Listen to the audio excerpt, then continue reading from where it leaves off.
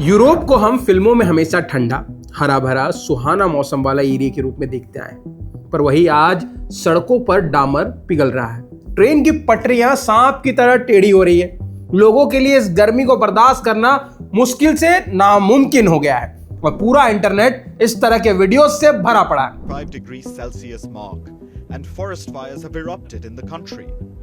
तो दोस्तों, ये बात तो जग जाहिर है कि जर्मनी, फ्रांस, पोलैंड, स्पेन, पुर्तगाल और तमाम यूरोपीय देशों में त्राही त्राही मची हुई है। और जैसी स्थिति है, अगर इस बार जादू भी यूरोप में उतरा होता तो उसको भी सनस्क्रीन लगानी पड़ती, क्योंकि यूक्रेन में टेम्परेचर 34 डिग्री, हंगरी में 38 डिग्री, फ्रांस, जर्मनी, पोलैंड में 40 डिग्री के पार चली गई है। पिछले कुछ सालों में बार बार ऐसा पैटर्न देखा गया कि हीट वेव आती है, कई लोगों की जान चली जाती है उस वजह से। पर सवाल है कि यूरोप में ऐसा क्यों हो रहा है? विकसित देश धूप से अपने लोगों को क्यों नहीं बचा पा रहे? इसके पीछे एक वजह है जिसको नाम दिया गया है ओमेगा ब्लॉक का। इसे ऐसे समझिए कि जैसे आपने प्रेशर कुकर पर वेट रख दिया है, गैस बंद कर दी है, अंदर की भाप बाहर नहीं निकल पा रही है। कुछ ऐसा ही आसमान में हुआ है। एक हाई प्रेशर सिस्टम दो लोअर प्रेशर सिस्टम के बीच में फंस गया है। गर्म हवा एक ढक्कन की तरह पूरे यूरोप के ऊपर में जम गई है। ना अंदर की गर्मी बाहर निकल रही है, ना ही बाहर की ठंडक अंदर जा रही है। ऊपर से सहारा रेगिस्तान की गर्म हवा एक तूफान के रूप में इसमें और जुड़ गई है। और जब ये हीट पूरी तरह से ट्रैप हो जाती है तो इसको नाम दिया जाता है हीट डोम का। अब इसको ऐसे समझिए कि ऊपर एटमॉस्फेयर में हमारी पृथ्वी का चक्कर काट रही होती है जेट स्ट्रीम। इसे हवा की नदी मान सकते हैं, क्योंकि ये भी नदियों की तरह बल खाती हुई चलती है। वैसे ये जेट स्ट्रीम भी तैरती रहती है। हवा के ये लूप कई बार ज्यादा ही घुमावदार हो जाते हैं और ओमेगा का शेप ले लेते हैं, और यही ब्लॉगिंग पैटर्न बन जाता है, यानी मौसम के पैटर्न को जस का तस रोक देती है। कई बार ये मेन फ्लो से कट भी जाती है। ऐसा होता है तो एक रीजन के ऊपर में हाई प्रेशर बिल्ट हो जाता है। ये हाई प्रेशर जमीन की गर्म हवाओं को ऊपर उड़कर दाएं बाएं नहीं जाने देती। ऊपर से हवा लगातार नीचे दबाती रहती है, जिससे बादल कम बनते हैं और सूरज लगातार जमीन को गर्म करता रहता है। यानी एक तरह से डिब्बे पर ढक्कन लग जाता है और डिब्बे के अंदर जो है वो गर्म हवा उबलने लगती है, बिल्कुल प्रेशर कुकर की तरह। अब देखिए, ये तो एक रीजन है। इसके अलावा और भी कई सारे फैक्ट्स हैं जो सिचुएशन को और बुरा बना देते हैं। यूरोप की जो मिट्टी है वो ग्लोबल वार्मिंग की वजह से सूखने लगी है, और मिट्टी में जब मॉइस्चर ज्यादा होता है तो वो गर्मी को सोखती है, लेकिन मिट्टी सूखती रहती है इसके साथ, तो सूरज की रोशनी से जमीन और गर्म होने लगता है। यानी एक बार अगर मिट्टी सूख जाए तो हीट वेव और ज्यादा ताकतवर बन जाएगी। साइंटिस्ट इसे पॉजिटिव फीडबैक लूप कहते हैं। अब WHO के हिसाब से 21 जून के बाद से अब तक यूरोप में करीब 1300 लोग अपनी जान गंवा चुके हैं गर्मी की वजह से।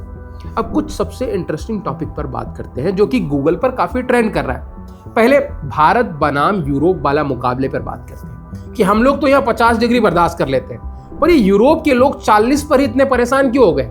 इसको एक उदाहरण से समझते हैं। अगर आपको अचानक से बिना किसी तैयारी के -5 डिग्री के ठंड में भेज दिया जाए तो आपकी हालत खराब हो जाएगी, होगा कि नहीं? जबकि जो लोग हर साल उस ठंड में जीते हैं उनके लिए एक आम सी बात है। ठीक वैसे ही भारत में गर्मी कोई नई मेहमान नहीं है। यहाँ हर साल गर्मी आती है, इसलिए यहाँ घर, सड़कें, बिजली व्यवस्था सब कुछ पहले से ही तेज गर्मी झेलने के हिसाब से बनाए गए। जबकि यूरोप के ज्यादातर घर सर्दी से बचने के लिए डिजाइन किए गए। मोटी दीवारें, छोटी छोटी खिड़की, कमजोर वेंटिलेशन जो सर्दियों में तो गर्मी को अंदर ही रोक देती है, लेकिन गर्मियों में वही एक तंदूर जैसा बन जाता है। अब आते हैं सड़क वाली बात पर, क्योंकि यूरोप की सड़कें पिघल रही हैं। असल में सड़क की ऊपरी परत में पत्थर, रेत और कंकड़ को बांध कर रखने वाला एक काला चिपचिपा पदार्थ जिसको बिटुमेन कहते हैं। बिटुमेन तापमान के हिसाब से अपना व्यवहार बदलता है। ठंड में यह कठोर हो जाता है और तेज गर्मी में नरम पड़ने लगता है।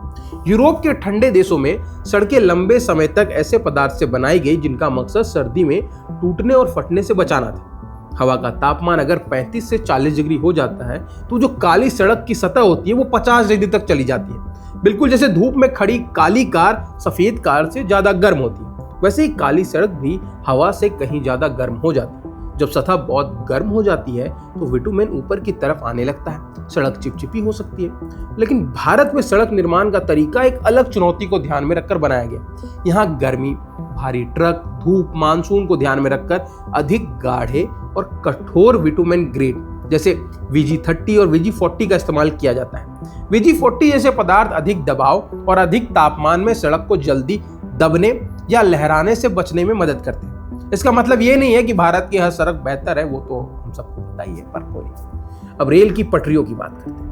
रेल की पटरी स्टील की होती है। स्टील गर्म होने पर फैलता है। अगर लोहे की लंबी छड़ को गर्म करे तो वो लंबी होने की कोशिश करेगी। ये तो आम सा फिजिक्स का नियम है।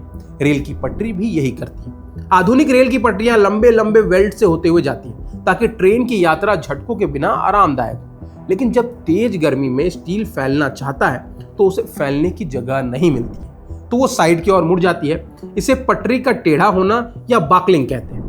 धूप में पड़ी रेल की पटरी हवा के तापमान से लगभग 20 डिग्री ज्यादा गर्म होती है। यानी अगर हवा में 35 डिग्री है तो पटरी 50 से 55 डिग्री तक पहुंच जाएगी। इसीलिए यूरोप में गर्मी के दौरान कई बार ट्रेनों की गति भी स्लो कर दी जाती है।